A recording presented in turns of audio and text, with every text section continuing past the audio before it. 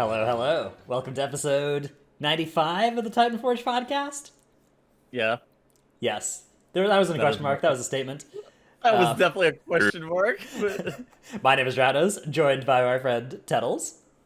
yo, what's Yeah. up? We're back. Yo. And Trell, both Tettles and Trell in new locations as well. Oh yeah, yeah. I just moved in this last week, like 3 days ago. I'm still getting set, so there's a bunch of random crap behind me. Yeah, it looks beautiful. I love the Amazon box there as well, that just in frame. Um, this week we have a lot of dungeon related changes coming in 9.1. And the big news as well being that we know when 9.1 is going to come out now. So the patch date is the 29th or 30th of this month. So Yeah, in 1.5 weeks from the time we're recording this. And here is a look at the raid unlock schedule. Notably, it's about a week faster than the kind of default for patches, where normal and heroic week will be 1 week after the patch, and mythic week will be 2 weeks after the patch. And then, of course, Raid Finder slowly opens up after that. But that's not too relevant for me and Trell, of course. I gotta get my content in somehow, dude. I gotta see the bosses. It's like it's just one of those things that it's really great that they make the content as accessible for everybody. Agreed. So this announcement was met with, I would say, a surprising amount. At least I saw a surprising amount of wait, this is too soon, which I don't think is reasonable. I think it's obviously been long I enough. know, right? But I do think there was the reasonable strain of criticism here was like, hey, we would love to have a little bit more notice about this, particularly people in those guilds that are like World 3 through 10 that are trying to compete for World First, but have a lot of people that work full time. I think it would be nice if if a little bit more notice could be given for those people to be able to schedule some vacation time and try and compete. I mean, I think that they should give more notice anyways, but I don't think that that's the reason that they should give more notice for patch date specifically. Yeah, well, I think for anybody that like wants to play the new patch a lot, it's nice to maybe be able to take a couple days off to go hard and do all the new content and stuff. I think that's something that people have a lot of fun doing. Yeah, exactly. I don't know. I think that this I'm pretty sure that the patch was gonna get delayed, but they decided that like at the last they announced this patch date at the absolute last minute. Like they could not have announced the 29th basically any later, to the point where I thought it was going to get pushed to a different date than the ones that were previously speculated on, because it had been so long. Yeah, there've Yeah. been speculation from like pretty solid sources floating around for the past month that patch date was 29th, right? And that it's one of those things where you've heard those sorts of things floating around at different times, and sometimes they end up being wrong because stuff does get pushed back. And I thought we were in that world as well. I thought there was going to be like, oh, we actually aren't quite ready yet, but there it was. What do you think about It the short time until the raid opening up as well? The shorter, we don't have like 2 weeks of no raid. I mean, well, for one, I was gonna say before we go on to that. Sorry. Okay. What do you think is the reason that they announced it like 10, 12 days before the patch? Like, do you think they have some critical system to fix and they finally have it worked out to like, okay, we can actually launch on the date we're planning on, or do you think it's another reason? I suspect that they were just like making classic BC.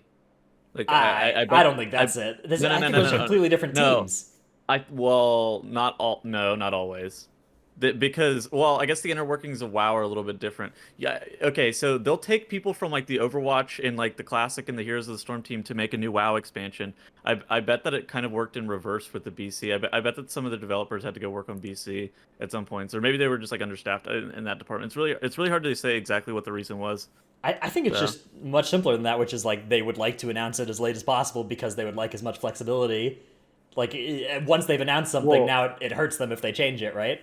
But if they don't they're announce like something, they can just change it whenever they want. yeah, exactly. I Sure. mean, they don't want to announce it late because that they can't change it at that point. But more of the reason is like, why is it coming out so late relative to like Yeah, I mean the obvious thing is that the COVID? But process is completely is different because of doing everything yeah, remotely. yeah. But it is. Whew, Damn, it's been a hot minute since we got a new patch. Yeah, it's certainly been a Yeah. long content drought. I don't think anybody would dispute that. I mean, I know Blizzard doesn't dispute that right there. They're like, yeah, this has been a long time. Um, but yeah, anyways, that's the news. We've got the patch date, and we've got the Mythic and Heroic Raid dates as well. So time is running out to make any final decisions about what specs or whatever you're gonna play next tier. Is There, it? I don't know if it's always running out. Like, you can always reroll to some other shit. yeah, but now if you want to be hitting the ground running, now's the time to make sure you got all your eggs in the right basket. Make sure you got your right covenant. Make sure you got your renown all set up. You know, Correct legendary craft in the right slot, normal stuff. well, we'll talk about that. I think later, but actually, we don't have that anywhere on the show today. So let's talk about that now, which is the domination sockets and legendary crafting impact. Oh wait, hang on. We do have this coming up later. Yeah, we do. Okay. We'll talk about this Do in a we? bit. Yeah, a little bit. Okay. Oh. Another little piece of news is there's some conduits that'll be coming out in the raid that I think are kind of interesting to talk about. There's a potency and endurance conduit, which I don't know if you guys remember in BFA we had the like Bwansamdi's bargain or whatever, treacherous covenant, loyal to the end, those like Azurite traits that everybody got. These are basically coming in now as conduits that every class gets. There's a potency conduit that says when you're healed by another player, give you some primary stat for 15 seconds. This can occur once every 30 seconds. And there's an endurance conduit that says when you take any damage, heal for a percentage of your max health. This can only occur once every 10 seconds. I'm not sure these conduits are going to be good for anybody, but they have the delightful effect of increasing the pool so that it's going to take you more of those upgrades to upgrade the conduits you want to upgrade with the conduit upgrader system. So that's fun. Okay. Yeah, I mean, dude, the system is like, I think it's a fine system. It's just like, it's also very clear that they've taken some inspiration from tier sets in the past where they're just like, oh, players are able to get this from raid. This is like a tangible source of power that only exists in raid, and at least in its current state, and it's locked to specific item slots, right? And Are you it's talking supposed to about be like, Shards of Domination now? yeah, shards of domination, but I mean, it's all the similar Okay. thing, right? You're talking about the conduits, right? Yeah, the new conduits, the Yeah, I armor, mean, the animospheres things. Yeah. yeah, I don't know. It's all. Do you like the new conduits? I don't think the new conduits like really matter that much, though. Yeah, I mean the main thing they're going to do is it's going to take you more conduit upgrades to upgrade your actual conduits to the full item level because these are in the pool now. That's Yeah, all they do. is it really gonna feel like the laser matrix slash other stuff, or do you think it's just gonna be? I think they're worse than those because those were like pretty good for like remember Archive of the Titans and Treacherous Covenant. Yeah, Yeah, Archive yeah, is People yeah. wore those. Most specs wore those. Like if you didn't wear those, it was because you had some banging Azurite powers of your own. These I think are more going to be the exception where like I don't think you'll see these played very often, right? If you look at the endurance one here, it's when you take damage heal for 2% of your max health once every 10 seconds. So this is HPS equal to 0.2% of your max health at Yeah. this value. And even if you get it up to the 4.5% value, that's, yeah, 0.5% of your health is HPS. I mean, maybe it's decent for tank specs that have a really bad endurance conduit slot. I don't think it's really that competitive for DPS endurance conduits against a lot of them, like if you compare it to the good endurance conduits. And the potency one here, I mean, I don't know what kind of uptime you're looking at on this thing, but again, it's it's primary stat. It is a reasonable amount, but I don't think this is going to compete with most good primary or most good like BIS potency conduits. Your conduits suck. It's such a bad. Yeah, I'm always hesitant to like have an opinion on these before they launch the patch because it's always a chance that they just get tuned really far in one direction and you never know until it's live or even maybe a few weeks after it's live. But these could have a big impact, but I also agree that the pool getting larger from upgrading everything to a random 252 conduit, that is awful. Have you guys even upgraded all your 226 conduits? I have not. Don't I have question one me. on my main, yeah, which is a demon hunter and has less conduits, but it was done like 4 months ago. Yeah, Yeah, I dude, mean, me and my 4 fucking specs. the Yeah, good good news luck. Yeah, is druids you, are screwed. you're not actually behind if you don't have all your stuff at 226, because upgrading conduits to 226 is like really easy to do next patch. You get items to do up to 226 just from like killing mobs in the Maw in That's good. Korthia. Yeah, Okay, but still, it's a lot of yeah, RNG. I don't know. I don't know. Boring conduits being added, diluting the pool, and not being particularly interesting or cool is, I think, bad. But it's not like the conduit system was good without them, so it's not like Yeah. something good is being made bad. It's just a bland system becomes blander. Yeah, I mean, I think it's okay that it's bland because it's so, I don't know. It's so I boring and I so do kind of wish they uninteresting. just made them good, right? Like just made these Archive of the Titans tier, and then it's just like, oh, okay, now I've got my good conduit that drops from the raid or whatever, But and everybody but has one. Dratnus, then if it was Archive of the Titans tier and scaled only inside of Raid or something like that, then we would run out of conduit energy from swapping Switching back between and M forth. plus and raid one. Oh my Yeah. god, then we would expose their fatal flaw in the conduit energy system, Dratnus. a conduit energy, a flawed system. I don't know what you're talking about. That can't be that one. Yeah. Let's move on to tip of the week, and then we will get into dungeon discussion, which is the main topic this week. There's a lot of dungeon discussion to get to. I kind of have two little tips of the week here, and I've also donated one to Tettle, so I've had a lot of good tips come in, a lot from listeners actually. One is from Mina, who suggested, if you're interested, this is related to our last week topic. If you want to look on Warcraft logs for a log to look at that doesn't have a bunch of power infusions and stuff, you can sort by the buffs column on the page, and then see all of the parses that just don't have any, power infusion or stuff. And so you can make sure that you're not taking any, clues about what you're supposed to do from people that just have infinite haste because they've got 10 power infusions or whatever. And what if you're playing a Shadow Priest and you are the Power Infusioner? Yeah, so And if you're playing a Shadow Priest, you'd sort and you'd look at the ones that have 2 buffs or whatever, 3. But they presumably all the good parses will have their own PIs. yeah. My other tip of the week is about leveling, which is if you're leveling up any characters to get ready for the next patch or whatever, you want to play the next patch on something new, which I've been doing a bit of. First off, my first piece of advice is pick up probably 2 gathering professions. Unless you have like a profession you really like, I'd pick up herbalism and mining. You get a lot of experience from just tapping those nodes along the way, and they're worth a little bit of gold. My second piece of advice is figure out which covenant you're going to be, and then do the side quests in that zone.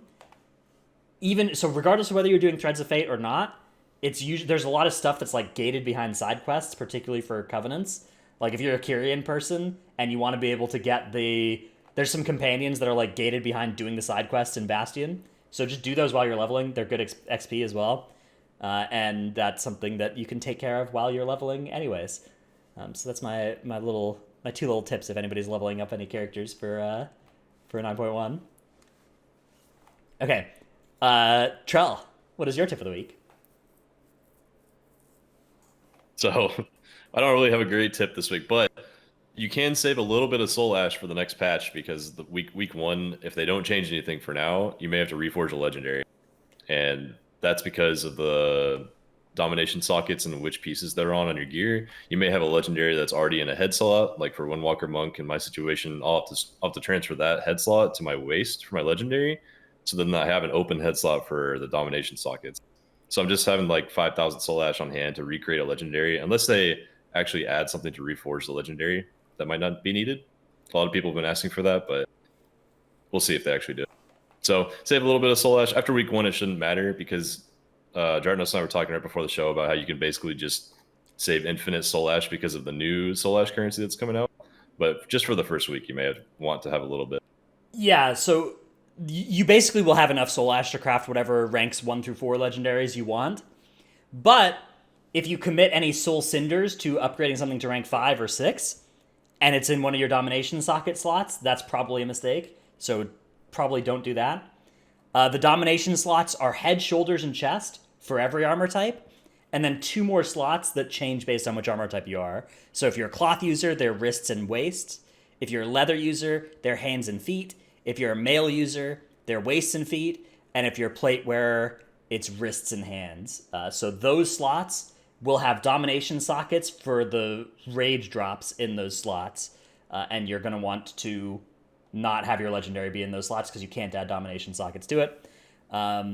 So yeah, what they're doing is they're making it so every legendary can be crafted into like 3 slots now next patch, or almost all of them, which means that every legendary should have a slot you can craft it in where that won't be a problem. You should be able to put it on your cloak or whatever that never has a domination socket. But make sure you don't use your soul cinders to upgrade your helmet in the on week 2 or whatever, and then week 3 you get your cool helmet drop from the raid that has a domination socket, and you're like, oh no, what have I done? Yeah, that'd be unfortunate. Also, there's notable BOE slots for each armor type as well. So if you want to buy BOEs earlier in progression, then you want to avoid relocating your legendary to that slot as well, if possible. Yes, the BOEs are. Shit, hold on. So here's an interesting thing as well. The BOEs slots have overlap with one of those domination slots for each armor type, except for leather. Leather gets the 2 BOE slots and the 5 domination socket slots in 7 total different gear slots. So you can have both of your BOEs and all of your domination sockets taken care of without there being an issue. What's the slots for leather? Leather is legs and wrists for the BOEs, and for the domination sockets, they are hands and feet in addition to head, shoulder, chest. So now I have to dodge the minefield one way or the other. So I have to craft my legendary. My legendary is either legs or feet. So either way you're in trouble. Aren't they adding a 3rd slot for your new legendary though? That's most legendaries are getting a 3rd place you can craft them next patch. Yeah. I don't know.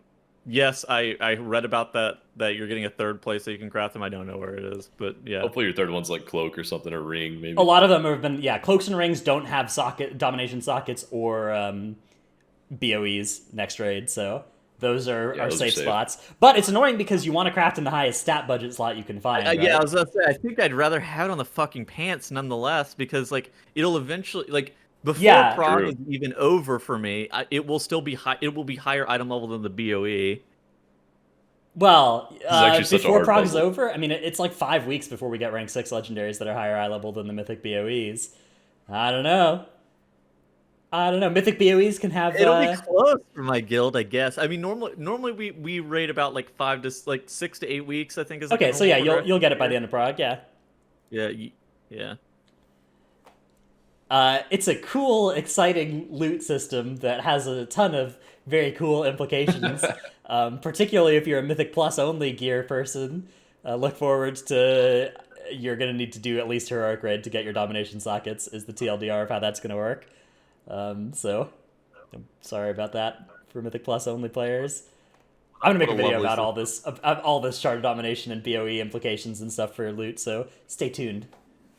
I really don't mind it. It's just it's just like not even like that great of a system for how much of a hassle it is. Okay, if it was like super sick and it was also equally as much of a hassle of like, all right, I have to recraft my legendary and do all this other garbage. All right, that's fine. Like I kind of get it. It's cool. This is just like, yeah, you gain like 6% damage from these sockets. And you can't socket legendaries, by the way. Yeah, you can't domination socket legendaries. And you can't domination socket item BOEs, by the way. And they're also only from raid. Yes. Also, the best shard effect is M+ as well. Okay, so the strongest shards after the most recent round of nerfs is your damage is increased by 4.5% for 20 seconds after attacking an enemy you have not yet damaged, which is like a quintessential M+ power. Like, this is just going to be huge uptime in M+. Really, and then the one that like looked really sick in raid, your damage is increased by, this used to be 8% when you have 50% or more health than your target, has been nerfed down to 3%. So I don't know. I don't know. This is a little bit of an old article now, so I don't know what the actual final numbers are. I assume that we will have all that information soon, but I think this is the most recent info on what these shards look like. And yeah, I mean, you need to do raids to, I think, both get and upgrade the shards and get the loot that has the sockets to put them in. And these all function in M+ and PvP as well. The set bonuses only work in the raid, but everything else works in everywhere. Yeah, them working in PvP is such a wild. Okay, I don't know, man. here's my question to you. How many weeks before they make them 50% effective in PvP, and then how many weeks before they nerf them again in PvP? Yeah. I think Okay, it's okay, probably okay. about 1 week before they nerf it the first time, and then probably Yep. 3 weeks before they hit it again, and it's down to like 20% effectiveness. Right there with you. I'm right, dude. Those are the expected dates for me too. Maybe it's like 1 and 4, but Maybe, yeah, yeah. it's certainly after the first week. Whenever those people who are geared with heroic gear like load into the arena and fucking just murder the rank That one will be PvP. me. I'll be collecting my 2100 from the PvPers using these items. I'll be collecting that week 1 while I can. Yeah, exactly. It's just such a I don't know, man. It's a So wild unfortunate. system. Who could have seen this coming? How could we possibly have learned from the past to realize that this was going to happen again and again It just and again? it's nice when these new systems come out because we have this backlog of like we know exactly how it's going to happen because they've done this 5 times now, so we know exactly what is going to happen in in PvP. Azurite powers, they come out for 1 week, fucking just broken. 1 week later, all of them nerfed by 50% in PvP. You're like, how could we have possibly have foreseen this? Corruption as well. Yep, corruption. Literally all just comes out blank. 1 week in, 50% nerf. 3 weeks later, just another like 50% nerf on everything. You're like, all right, epic. All right, Tettles, what is your clip of the week? Which is actually kind of a tip of the week this week because you couldn't find a clip, and so I gave you this tip. We have run out of clips of the week. I was looking through the WoW directory and didn't have shit, and so Dratno's coming in hot to save me. So yeah, one of our listeners, his name is Martin. He DM'd us after we had talked about the shards of Halkias. We're gonna talk about them again in a little bit. Basically, the shards of Halkias are kind of getting changed to where you can't really reliably outrange them, but apparently you can line of sight them. And there are definitely some locations that are better than others for being able to line of sight to the shards of Halkias. And Mr. Martin gave us this great picture that shows some of the spots that you can line the shards. Obviously, some are infinitely more practical than the others. Yeah, the Those red ones are the practical ones, and the yellow ones are like you got to clear a bunch of trash or send these shards on like an adventure to get to them.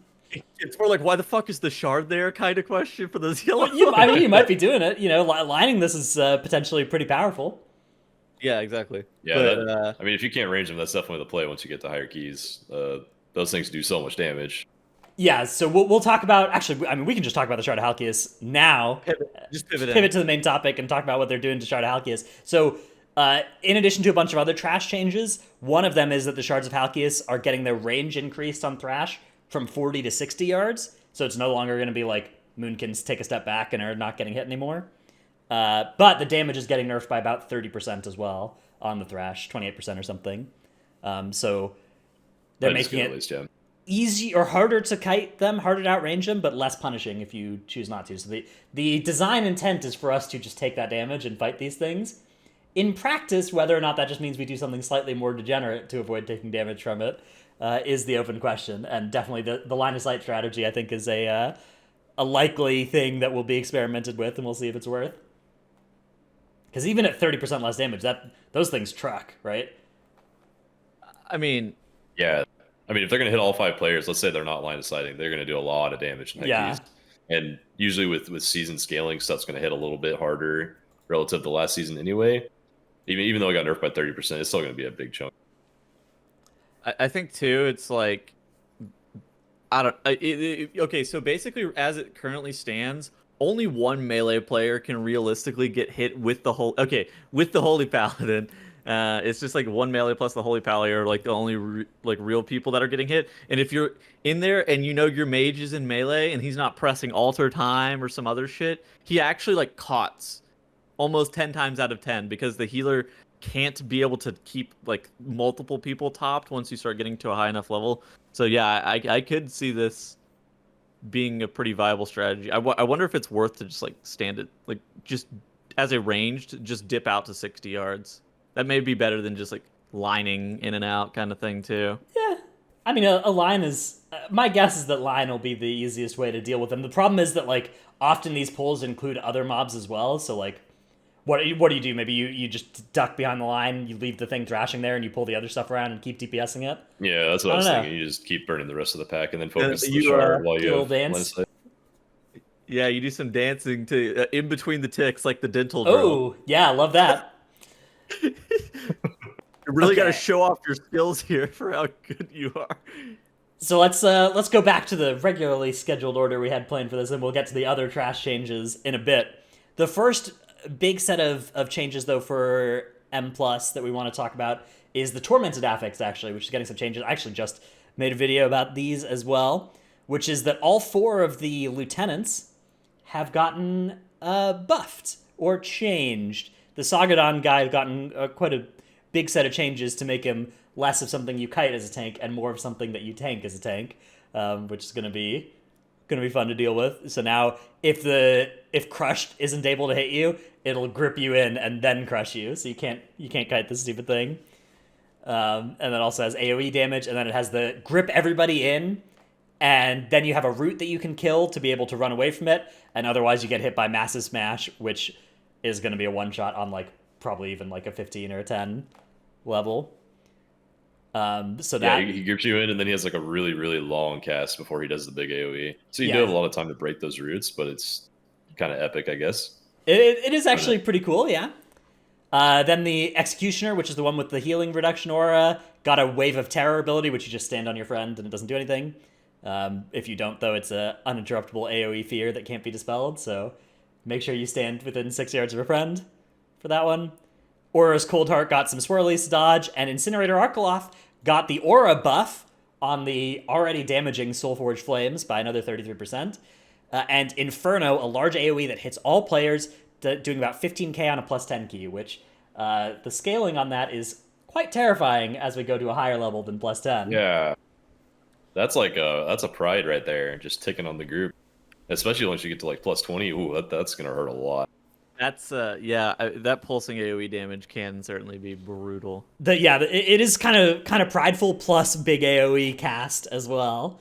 So this is gonna be a scary mob on high key, which led to some discussion on Twitter between Moofsy, Yoda, and JB about about this thing. Where Moofsy is basically like, oh, it's cool that they're making these more impactful, giving more mechanics to these things, and Yoda's on the side of, I don't like this. I wish that they made it so that we could pull more trash with these and not making them like prideful, where this is the hardest part of the dungeon. It's just the numbers check on these mini bosses. And then JB has this tweet, which was the basis of me making a whole video about this. Basically, was maybe Cap Lieutenant scaling at 15, like Bursting and Grievous. And the more I think about this, the more I think they should just absolutely do this with like a lot of affixes. I think that's a great idea. I agree, and it's like the biggest issue with these seasonal affixes, like the biggest issue with Prideful, the biggest issue with oh god, what was the name of the obelisks? Awakened. The biggest issue with Prideful, the biggest issue with Awakened is like the opportunity cost to be able to kill those mobs. Like it takes so much time to be able to kill them, and yeah, while the gain can be substantial in some cases, you unlock skips, you gain a Prideful buff, it just doesn't scale with the dungeon level like that well. Because like more often than not, it's just like a flat amount gained, and it doesn't scale, because basically you're still at 226 item level whether you're doing the Prideful on a 15 or you're still at 226 item level if you're doing the Prideful on a 25. Except the Prideful is like 4 times as hard on a 25 as it is on a 15, and you're going to be killing the trash pack that is after the Pride. Like the damage, your damage isn't going up by any any amount. It's just the trash has less HP, and so I do certainly agree that they should be looking into keeping these seasonal fixes more like capped at 15. Yeah, it's interesting because the discussion between Moofsy and Yoda is basically like, Moofsy on wanting affixes to look like Prideful did, right, where the mobs are interesting, cool to fight, have stuff going on, and like a plus 15 key where the mobs are, relevant and impactful. And Yoda's wanting stuff to be like Reaping, right? Where Reaping is just, you pull it with stuff, you can do a lot of cool things. But I think the JB synthesis here is basically, let's make the affixes work like Prideful does up to 15, and then like Reaping did in 20s, right? Like Reaping was in 25s. And I think that's exactly the right way to go about doing these affixes. Because I do think that, if you were doing a weekly 15 key, you're never pulling trash with affixes, right? In a weekly key, that's not something that tanks ever do. That's like an extremely rare thing for pug tanks to ever even want to do, because if you do it and somebody dies of something, which because there's a lot of hard stuff going on, then you're going to get flamed, right? So there's no reason you're ever going to do that. So in those groups, it makes a lot of sense that they want these affixes to be interesting and to have, to be interesting enough and difficult enough that when you fight them by themselves, they're cool and fun. But for the high keys, we don't want the dungeon to be a question of, okay, when are we fighting Inquisitor Arcoleth? Or Incinerator Arcoleth? How do we make sure we have our prideful, our bloodlust, everything for that pull?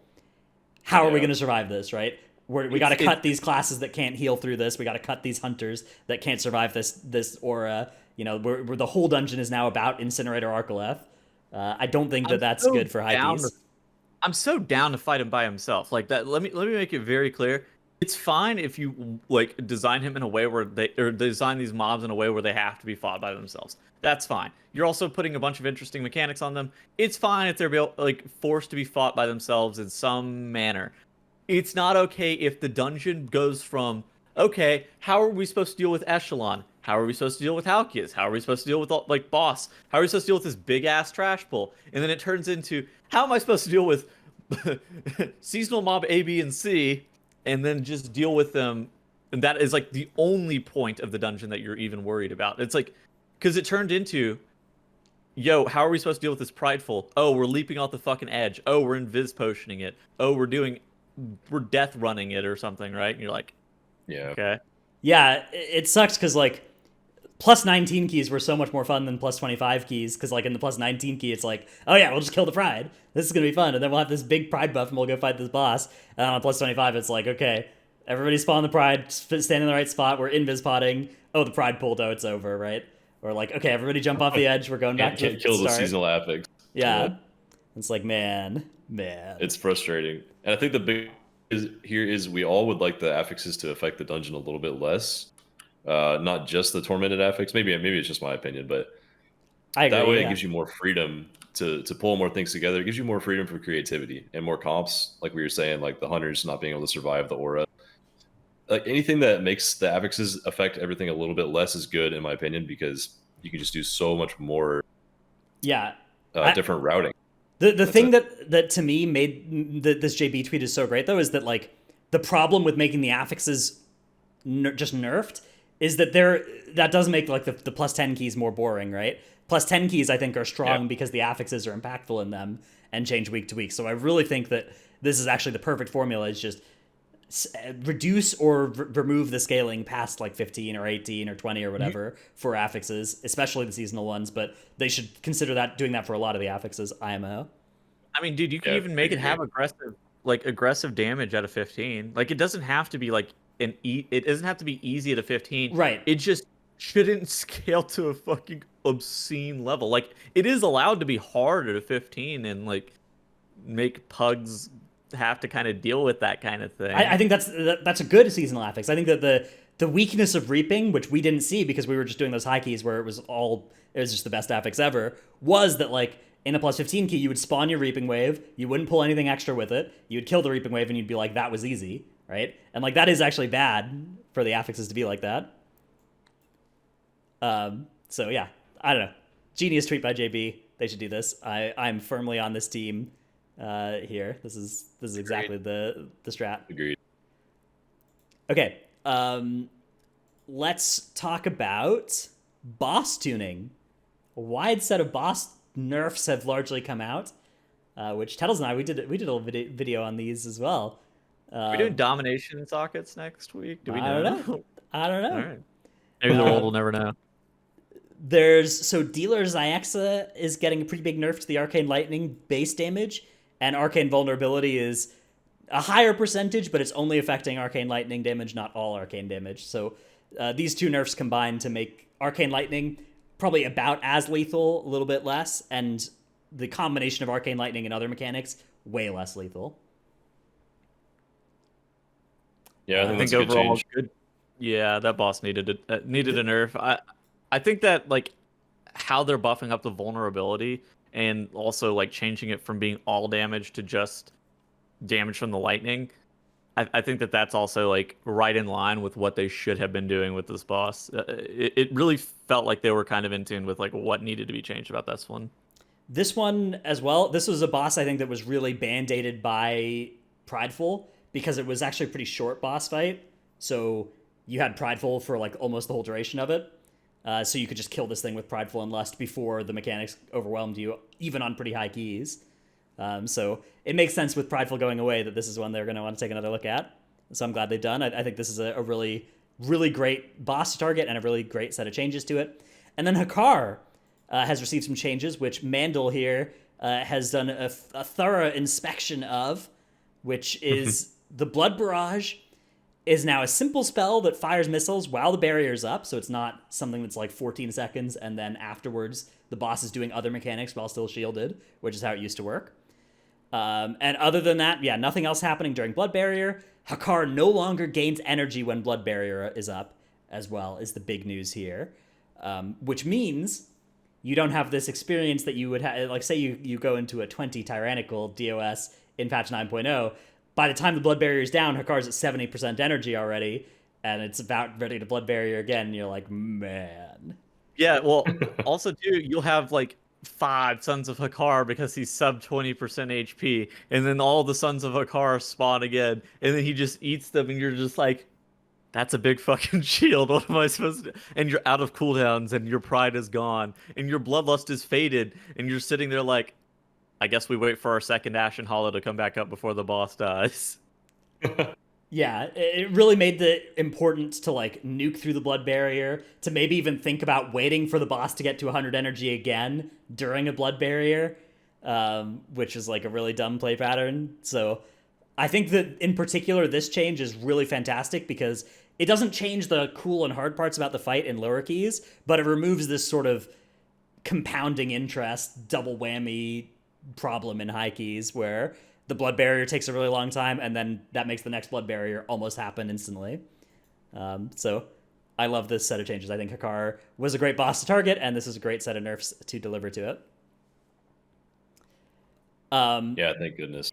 Interesting thing about these nerfs as well is these are two of the bosses that we will have not full anima powers for, right? At least one of them, presumably, unless we get all 4 of our anima powers early in DOS, which maybe will be the strat. I think it probably will. But I think it probably will, yeah. A default press W strat through the dungeon. You know, one of these is the first boss and one of these is the third.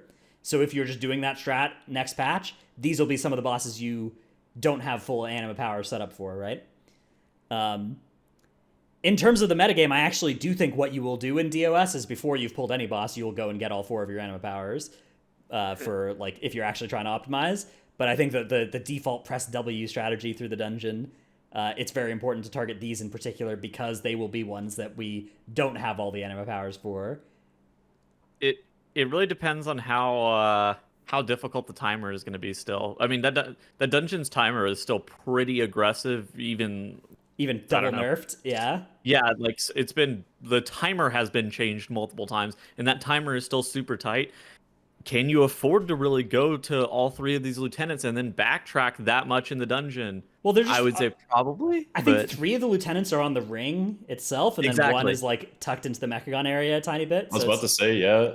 They just moved a lot of lieutenants the last few days. Okay. Like, I just walked in the halls earlier, and 2 of them were down like right next to Halkias instead of one being at the first shard. You know, so I don't know if they're still the same in the other side that we were talking about, but we'll have to see maybe next week when we review it or something.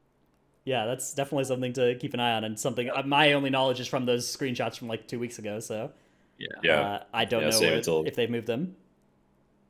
Amarth and Necrotic Wake, another boss that you won't have all your anima powers for, has been slightly nerfed on the Tortured Echoes damage. It's not a big deal, but I think it's a nice one to target as well. I think that a lot of the Necrotic Wake bosses have this problem where like you really need to use some weapons on them, and then if you wipe and you don't have a weapon, it's like, ugh. So I think this is a nice one to actually nerf a little bit.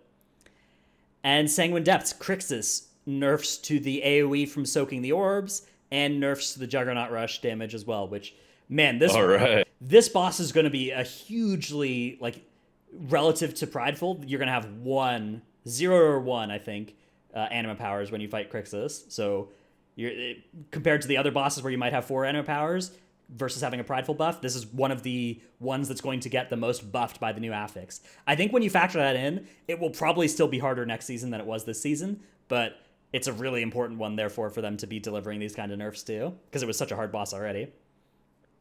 How many times has this been nerfed now? I feel like the Sanguine Depths bosses have been nerfed like 3 or 4 times each already, and it's looking like it's going to be another Shadow of Zul where it's just like 12 nerfs by the end of the expansion. Maybe, yeah. I mean, Crixus is still, I think, one of the hardest bosses in Shadowlands, just in terms of like its punishing numbers wise, and it's got some mechanics that kind of wipe you instantly if you screw them up. Dude, that boss is I feel like that boss is pretty brutal. It's also super basic, but it's so. I think it's the tuning. Normally, bosses like that are undertuned, like that priest, the priestess from Ataldazar. Bosses that are so simple, are just critically fucking undertuned for some stupid reason, and it's just Crixus is like, no more. We must ruin them, and you're just like, why is this a boss like this? Massive AoE damage. Next ability, massive AoE damage. And then finally, Great boss. Zero the Underhanded is back in Theater Pain, so welcome back. We missed you. Glad to have you here. What? Yeah. Yeah. Why? I don't know. Why did they remove her is the real question. I don't know, man. I think there's not really many changes they can make to the first boss that like really will change it from being probably the easiest boss in that dungeon anyway. Like even adding Zero back in. Whenever they removed it, yeah. we kind of clowned on them. We were just like, what the fuck are they removing this for? Like, what are they doing? And now they just brought it back. You're like, okay. I assume there was just some bug or whatever that they wanted to fix with it. But yeah, she's coming back and she's doing like 5% more damn. So cool. Oh shit! Oh my goodness! Watch out for when it randomly stuns the tank and someone else dies. True. Wait, can she stun the tank? Yeah, it happens very rarely. I think. I mean, maybe they fixed this. Maybe that was part of their thing. Maybe, yeah. But... Maybe it's something to do with like where she spawns. So like if she spawns so that the tank's the only one in range or something. I have no idea how she works. You know where she spawns, right? She's like off to the left, like on the outer ring, like in stealth. Yeah, so cool. I've been too close to her before, and my Convoke has gone into her. And I'm just like, how is this even a thing? So cool. So thematic. Okay. We have some trash nerfs as well. Nerfs to Sanguine Depths mobs. The Remnants of Fury, which is not the Remnants of the puddle dropping ones, but the other one. They've slightly nerfed the dot on Explosive Anger and Explosive Rage. And dramatically nerfed the AoE on Expiration. Still, you're going to want to be dispelling these, I'm pretty sure. I think that the nerf here on the damage is not going to be enough that you're not going to want to dispel this. That debuff 2 shotting you as it currently stands was outrageous, and I'm glad that they have decided that shit is not okay. It certainly did need a nerf, but... I think you're still going to be dispelling this one, though. Although it does increase your damage done while it's up as well, so... Oh yeah, thank God. Exciting. And then they nerfed Severing Slice again. Yes, which is this one. It used to be the AoE. They nerfed like how slow it casts or something. They nerfed how much damage it did, and now they've made it so it's not an AoE. It just targets the target. I don't know if it's going to be like a fervent. If that means. Yeah. Yeah. I was gonna say, I wonder if that means you can't kite anymore and just outrange it, because that was definitely the play before. Like if you had any way to get out of it, you wanted to run away, so it just hit nothing. Mm-hmm. I don't know exactly how this will behave. It'll matter a lot. You know, whether you can still outrange it, whether it recasts when it gets to you, whether it just casts on your rogue that's nearby. Now it's a fervent strike, apparently, according to our chat. Okay, so yeah, cool. I'll be having my trees take that fervent. Don't mind if I do. And then the Halls of Atonement thing. We already talked about the Shard of Halkia's Thrash change. Wicked Bolt has also been changed here. Why would they buff Wicked Bolt? Buff to Wicked Bolt, which does leave one wondering exactly why they would do that.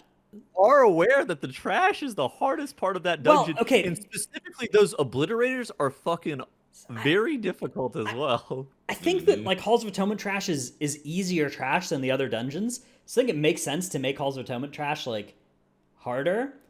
But if you ask me like what are the mechanics that cause wipes in Halls of Atonement pulls, I'd be like, okay, the dog meleeed the tank, Wicked Bolt cast got through on the tank. Like, those are the things already that are wiping you. So I think that what they should do is add some more things that will cause you problems, like buff some of those the abilities that tanks are ignoring right now, and not make the one that you already are like, please somebody kick this, into just even more pain. Yeah, I'm gonna feel bad for the tanks. Like, let's say we have a tank player that's moving off of Demon Hunter onto a different tank, and they're getting this buff for Halls of Atonement at the same time. They're gonna hurt. Oh yeah, those bolts are gonna kill you. Yep.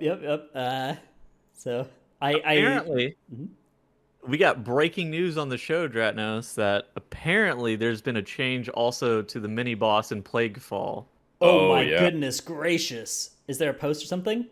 No. Okay. No. The apparently the Mimosas and Mythic Plus people were doing PTR keys and they went into a Plaguefall. Charles, do you know more about this? Yeah. So I was listening to them right before the show. Apparently, only the first set of Plague Borers spawns, and then they just don't spawn anymore. I don't think. And I think the first set doesn't even explode. So I think like the entire strat of just using Plague Borers is gone, if that's true. Okay. I think there was a build yesterday. I think Swishy said there was a build Tuesday, I think, and then also a second build in 1 week. And so that must have been the second build changes that went into that, and there's no article yet or something.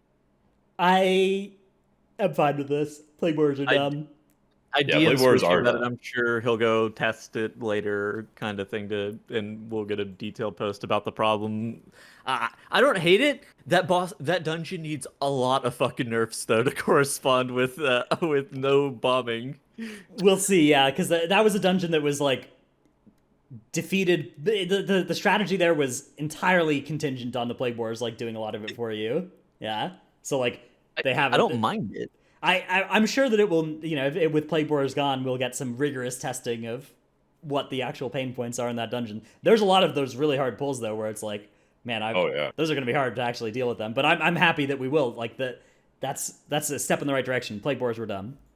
Dude, all of the trash between the first boss and the second boss, they're all fucking cursed trash packs. They're all just bad. You just don't deal with them. All right, up next we have. Okay. It's going to be really interesting. I mean, I think we're all happy that this strat's going away, right? What if they just removed the cannons from Toldagor one patch? Like, how wild would that have been? God bless, dude. That would have been. I would have loved to live in that world. Do some Toldagor with the mobs pulling through the floors and pulling through the walls, and do more of those pulls. But at least I'd be fighting them, not the cannons.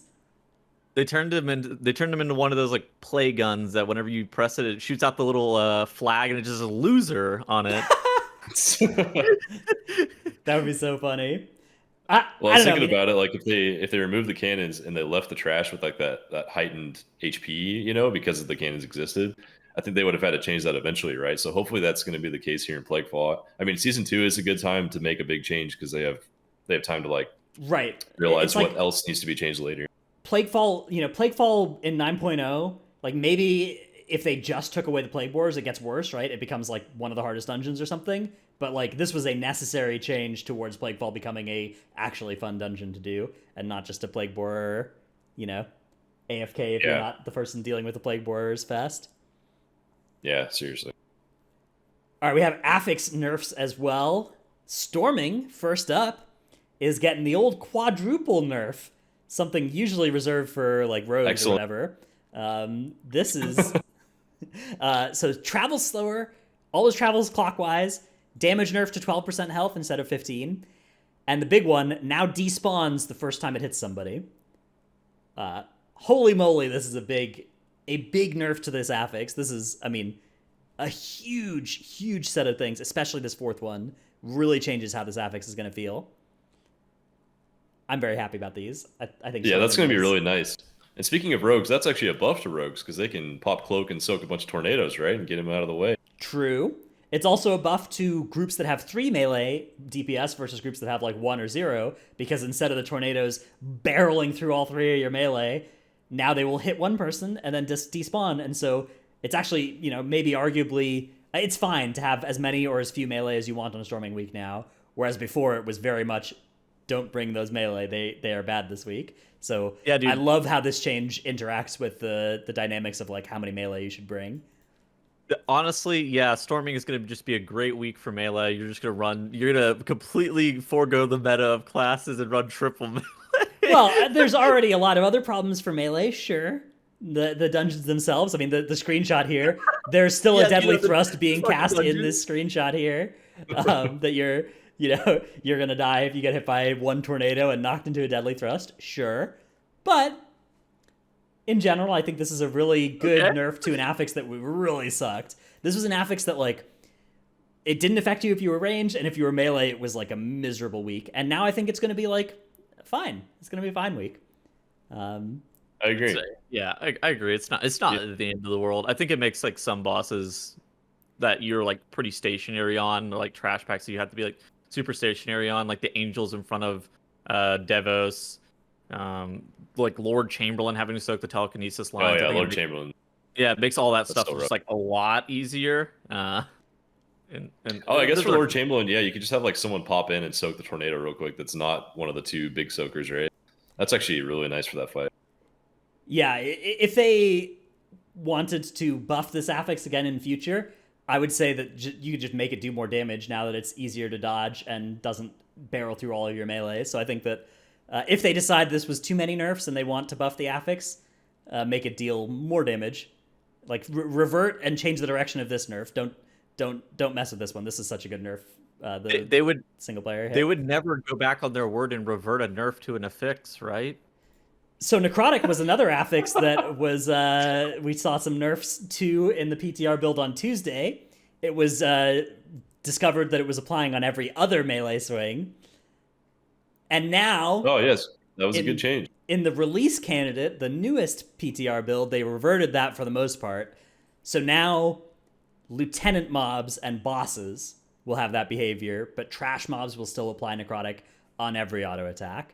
For any historians here, every mob, including bosses and lieutenants, used to apply necrotic with every swing. In BFA, they made it so bosses only do it on every other. And then with this nerf, originally it was everything does it on every other, and now it's lieutenants and bosses do it on every other, and trash do it on every swing, is how it will currently Yes. work to our knowledge. There's this cool blue post about it as well that says, hey, this is too big a nerf. The nerf was too much. But Necrotic is a little more oppressive than we want it to be, so don't be surprised if more tweaks to it hit the PTR over the next few days. Which I think that this targeting Necrotic on lieutenants is not the problem for Necrotic. I don't think lieutenants applying Necrotic half as often is really the right way to fix this thing. I don't think lieutenant mobs at all are the problem with Necrotic. But I'm really happy to see a blue post explaining where they're coming from and saying, hey, there's going to be more coming for this affix. I'm glad they at least posted something about it. I don't know, man. Them saying that that change was too far in the other direction of making necrotic too easy. I don't know. I felt like that nerf wasn't even enough. I'll be real Man. with you. I felt like Yeah, I well, felt it like definitely wasn't enough. I felt like like- it needed to be nerfed further. Than they're saying that shit was not enough, and you're like, wait, hold I on. actually, They fucking gutted storming. Wait, they actually gutted storming, and then they're like, yeah, this nerf to necrotic that most people are saying isn't even enough of a nerf to necrotic. Yeah, no. We need to taper this one back. And you're like, what? Oh, hello? I have a different opinion on this. I think that everybody really underestimates how much a big percentage nerf actually nerfs something.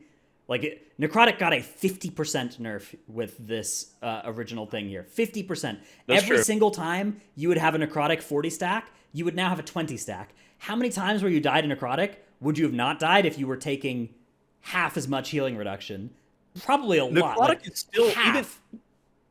even if that is the case, even at 20 stacks or whatever, and like half as many, it is still above and beyond the hardest effects to deal with. Like, I firmly disagree. Yeah. Like, how many times do you have to 50% nerf something before it stops mattering? Maybe one. Definitely, like 50% is a huge nerf.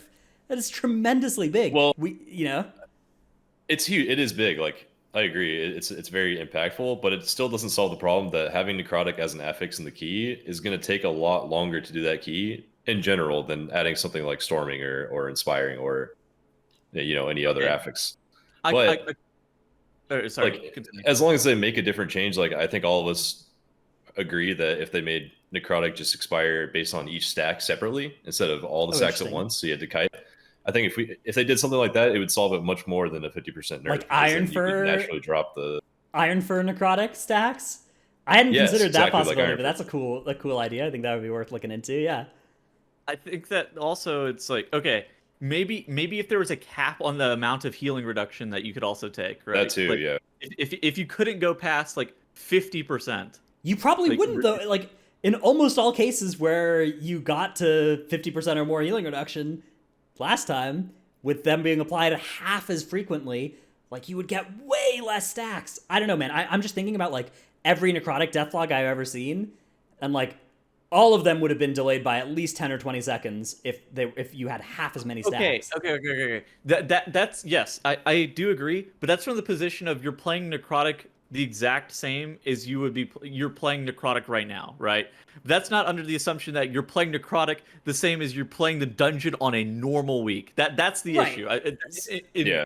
Yes, I think that we all agree with that is the fundamental problem is how you have to play necrotic just at a base level is not great.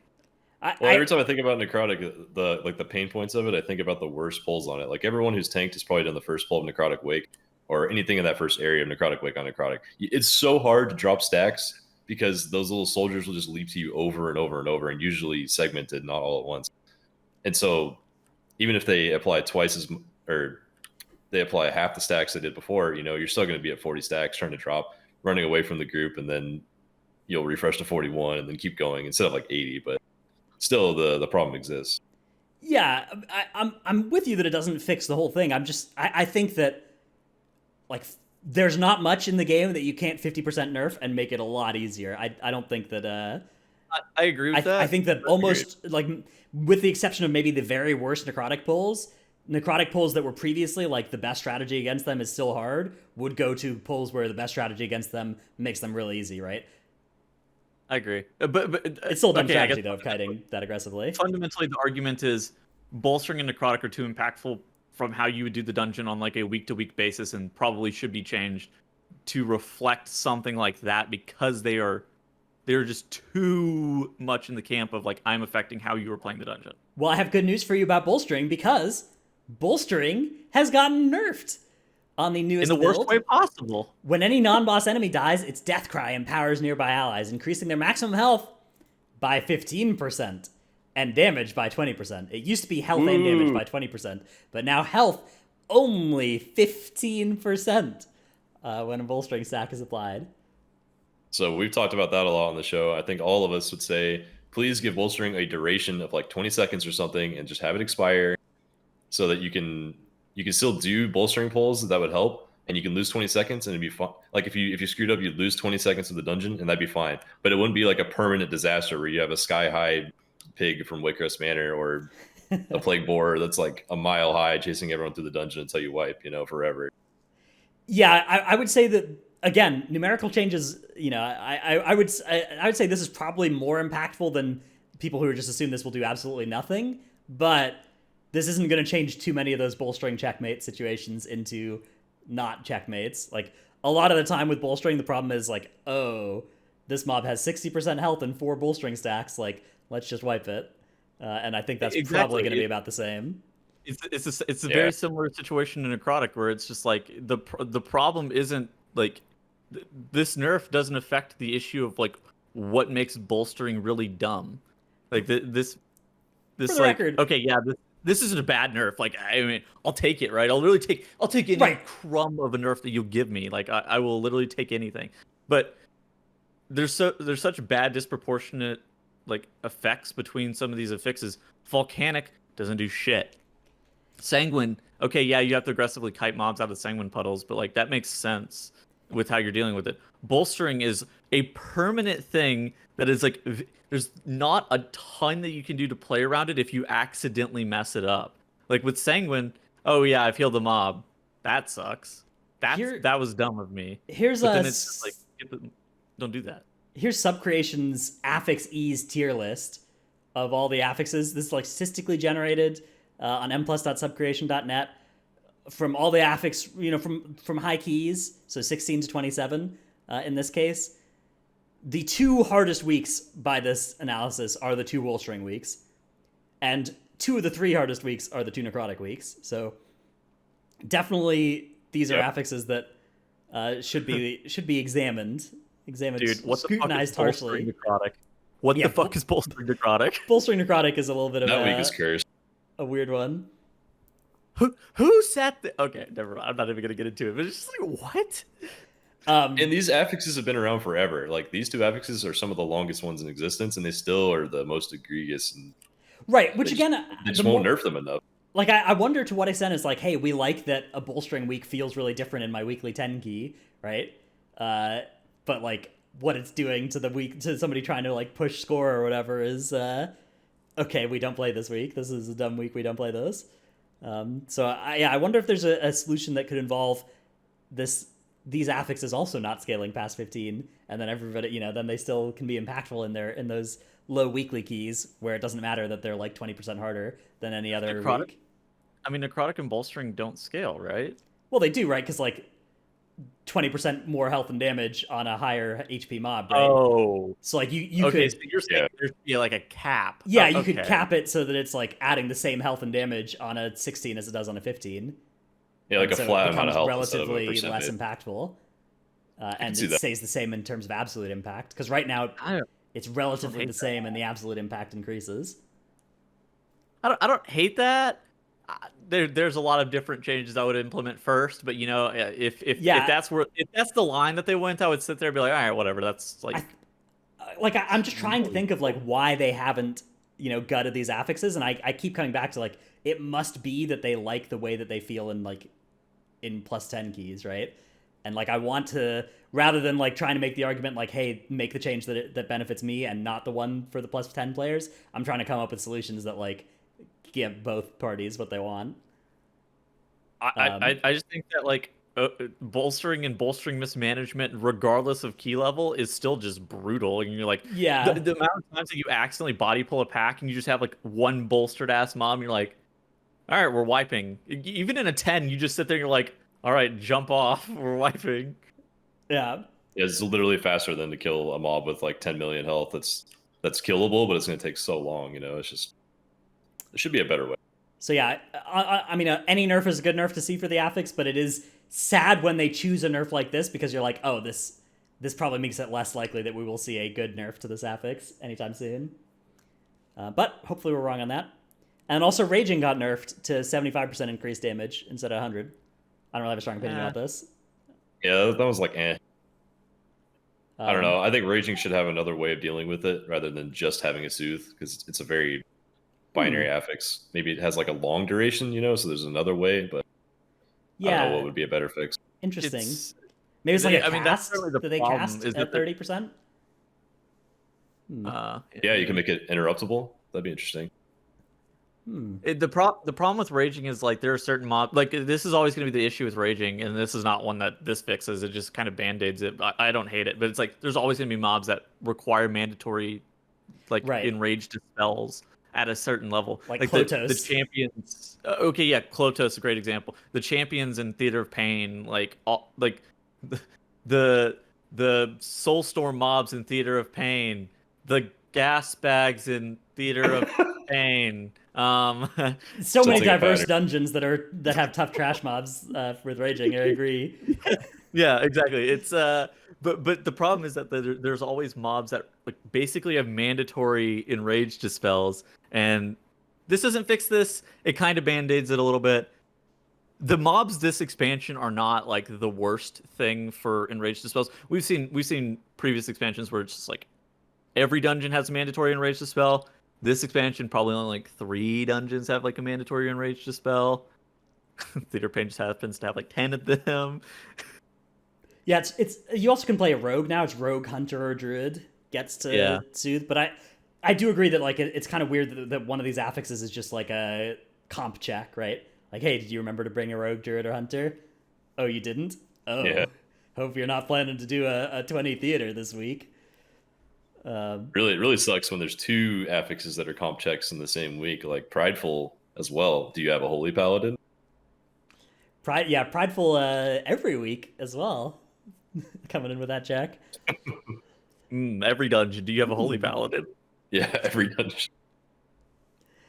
All right, that's the list of dungeon nerfs we had to go through. An interesting set of changes for sure. I think a lot to like about the stuff they've done. In particular, I think the boss nerfs were pretty much A+ as far as I could see. The affix nerfs as well. There's some good, some bad. A little bit of things that I think room for improvement on. And the main thing that I've learned this week is I really love that JB idea of just making affixes, or making Tormented and potentially even just the solution for affixes in general, of looking at the way they scale into high keys so that they can be interesting and hard in low keys and then not take over the dungeon in high keys. Agreed. Let's move on, though, to... We got a couple good Q&A questions, but first we get to thank our supporters at patreon.com/Titanforge. They are Paul of US Tichondrius, Kumcubine of US Tichondrius, Dratnos, Tettles, and Trell. What do you mean? Band name. Delete DH is back to looking for healer for MDI and live. Good luck. Good luck out there. Gainful employment is not fun. Ja, Dratnos' Dino Pillow, Chromed, Trekkie, Never Nude, Chewy, Nasumi, aka no acronym service until Ma 9.1 introduced. It's not AMZ, it's AMZ. Salty Senny, Necris, Tankdill, Nevuk, Sinmora, Evie, now of US Proudmore, Stevenson, Love the Constantinople Bit, Take Light of the Protector and Frenzied Regen off the GCD, No Trick, I Scheduled a Tettle's Flame, Cutting Edge Sire Dematicus, Dymat, Paint Stick Figures are the best way to explain raid strats, Lufer, Nyx, Farewell Castle Nathria, Your Real Loot Drops were the friends we made in your halls, Brusif, Dratnos Rats Abyss, Comp Stomp rises again, feels strong, man. Glad to see Comp Stomp coming back. Hopefully there's something good to farm in there. Yeah. Blood of the Enemy, round 2, let's go. I farmed 180,000 honor in 1 week in that place. Dude, you would farm 12 hours a day for Blood of the Enemy. This is like the most vintage Dratnos moment. Is him sitting there, like just grinding Blood of the Enemy on every single character. I would come into his chat. Hey, Tettles, do you want to come do Blood of the Enemy farming? No, Dratnos, I grinded it on my one character. Thanks for asking, though. He goes, yes, I've been here for 10 hours. I go, have you stood up at all? No. Okay, dude. All right, that's epic. Insanity, Xena, We Are Praying Hanny will pump in 9.1. Rogue is now good enough for Prog, but still bad enough to be sat for SLG. Bless up. Dude, two more resets of SLG, and then we outie. Red Color, Some Zero of US Tichondrius, youtube.com/workbringer. Morty died 3 times to mechanics this week, a horror of US Proudmore. KOZ's Mythic team is trash cans and not trash cants. Gallic, Snicker Shelby, Alphabet Soup, Druid Friends of Evolved Gaming, Roly Poly Boulder Fist is now Roly Cowboy Emerald Dream. I assume that means maybe a guild was found as well, so oh yeah, congratulations. He found a guild, and it's my guild actually on the other team that raids in my guild. Oh yeah, you're in one of those guilds with like several raid teams? Yeah, we have 2 different teams in Nascent, yeah. So cool. Gonzo XD on Zul'jin, Titanforge Hot Tub stream or we riot, and actually it'll be a Titanforge ASMR stream, but we're looking to make sure we won't get banned for it. I got the chicken hat. We're good to go. Okay. And Chaos 966. Thanks all for the support. And I don't know anything about what the chicken hat means in this context, but you haven't seen that clip? No. Oh my god. I don't follow the ASMR scene, I'm afraid. That's a post pod. Once we shut down the show, you can watch it on stream. Just don't include them in the show. It'll be fine. Okay. Let's move to our Q&A segment. Our first one comes from Caps on Discord, who asks, how do the hosts think the M+ meta would change if class buffs, so Arcane Intellect, Powered Fortitude, Battle Shout, Mystic Touch, Chaos Brand, were to be all removed? And would that help Elemental beat Fire Mage? Yeah, it's mostly about Mage, right? I don't know. I think that is a big thing that Mage brings is Arcane Intellect and Lust. And if they didn't have Arcane Intellect, then Shaman is way more viable. I don't know if Mystic Touch or Chaos Brand is really as big, though. Well, yeah. The problem is that, like, there are classes that do more than 5%. Like, the delta for Mythic plus damage is a lot higher than 5% is the problem. Well, even in if Raid, you got full value. In Raid, if I'm bringing Chaos Brand, or intellect, right? That's buffing 20 people in the raid, right? And Yeah. even though it's only effective on like 10 of them, a 5% buff for 10 people, that's like 50% of one player's value being brought there, right? You're never going to break that threshold with just like spec balancing on something else. So Chaos Brand is always going to be worth it in any good raid comp. You will never see a raid comp without a Chaos Brand. And plus, though, you're only buffing 5 total people, on whom, maybe 3 are getting effect from Chaos Brand or Intellect or whatever.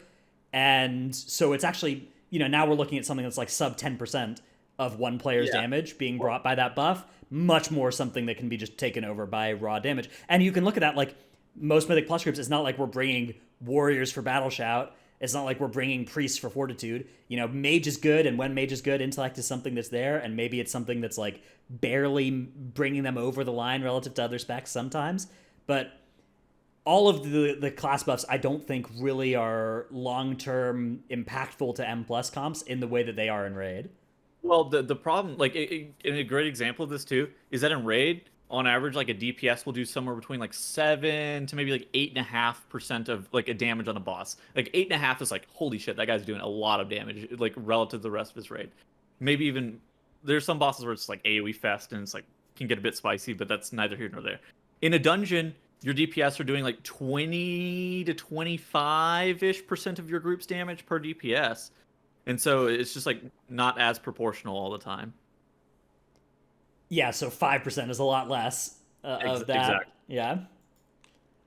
And it's, of course, it's less than 5% because it's only magic damage or physical damage or whatever, intellect. So Yeah. in the, like, looking at any specific metagame, like, would it maybe change the relative values of Ellie and Fire this patch?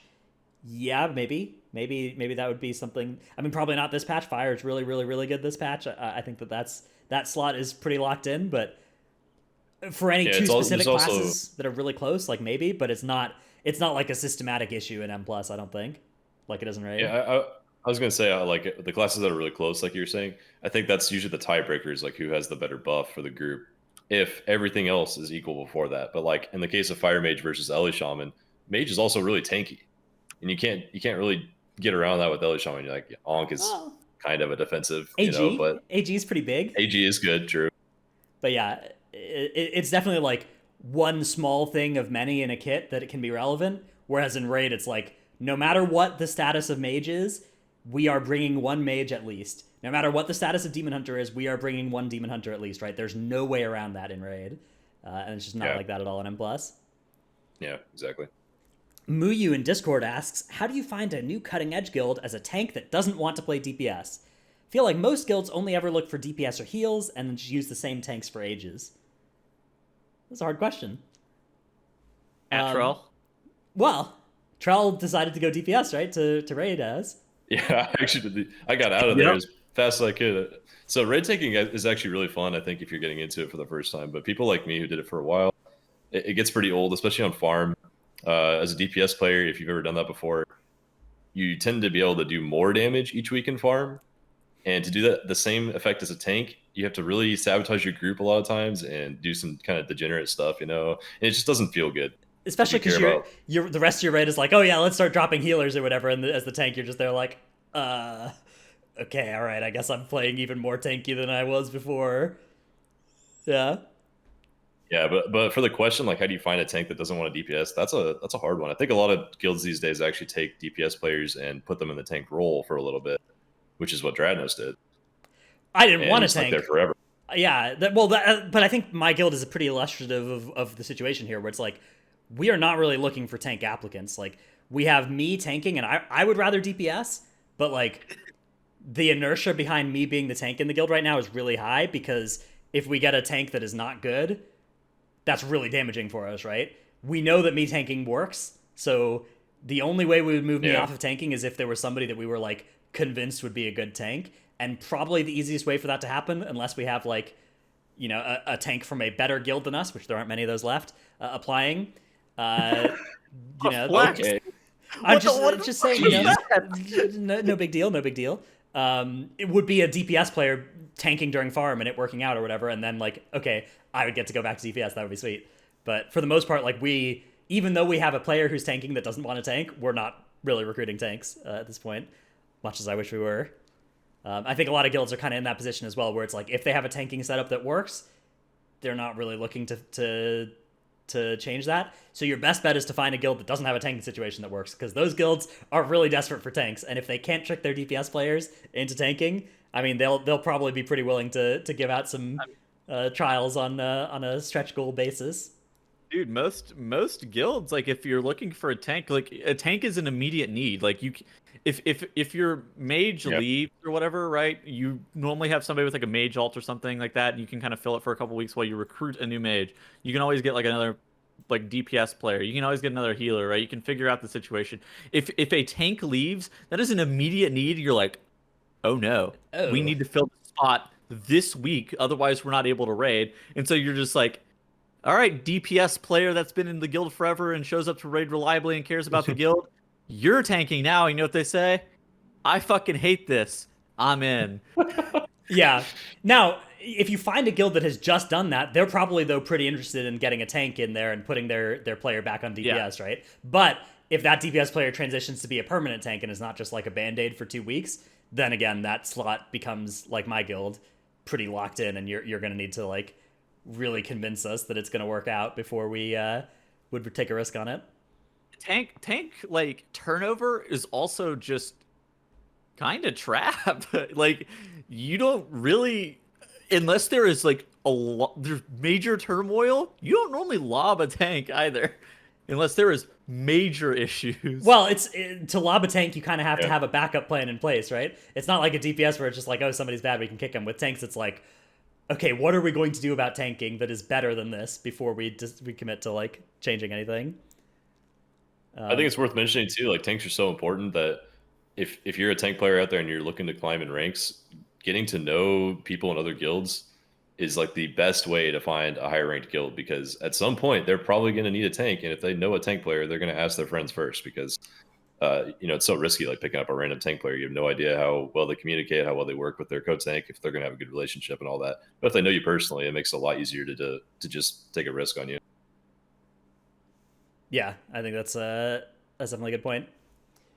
It's hard out there though, but the nice thing about a tank is that once you do kind of get yourself cemented in a spot like that, there's a lot of job security. You don't ever really worry about getting benched on fights unless you start really sucking, which. It's great if you're a streamer too. You get permanent stream content. It's true. You're never benched, but you never get to sit during farm either. On farm, you're just in for every boss. You never get to just like take a boss off during farm, which is actually, man, I wish I could sit for some of those SLGs do you miss and that? councils, I was gonna say.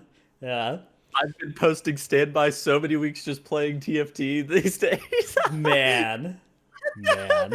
Dude, okay. I actually have a little bit more news about the Plague Boar situation. So they changed them. They used to be rigged Plague Boars at some points, and now they're just the wretched Plague Boars. So you have to DPS them to 30 to get them to explode? No. They're the non-bomber ones, like the ones from the beginning. They just said, that, the rigged ones are the only ones that explode. And so now there are wretched Plague Boars everywhere. Hold on, let me Do send they you a keep clip spawning? I don't know. Well, I don't know about the mini boss. I know here's a clip put it about in the doc. Okay, nice. Yeah, it's this is the Globgrog one. Like these are the ones that are like right after Globgrog, and those are no longer rigged. Those are just the wretched one. Okay, let me pull this thing up. Those. Okay, hang on, I gotta resize. Because you said that, you're not sitting next week. Yo, bro, I showed up to do boss. Hold on. Why are we trash talking me in chat? Hey, your raid leaders in chat, Tuttles. Man. I had to show up and do Denathrius and ended up raid leading Denathrius this week. 100% success rate, by the way. We killed it first try. I am a hero. Treller, are you reading chat?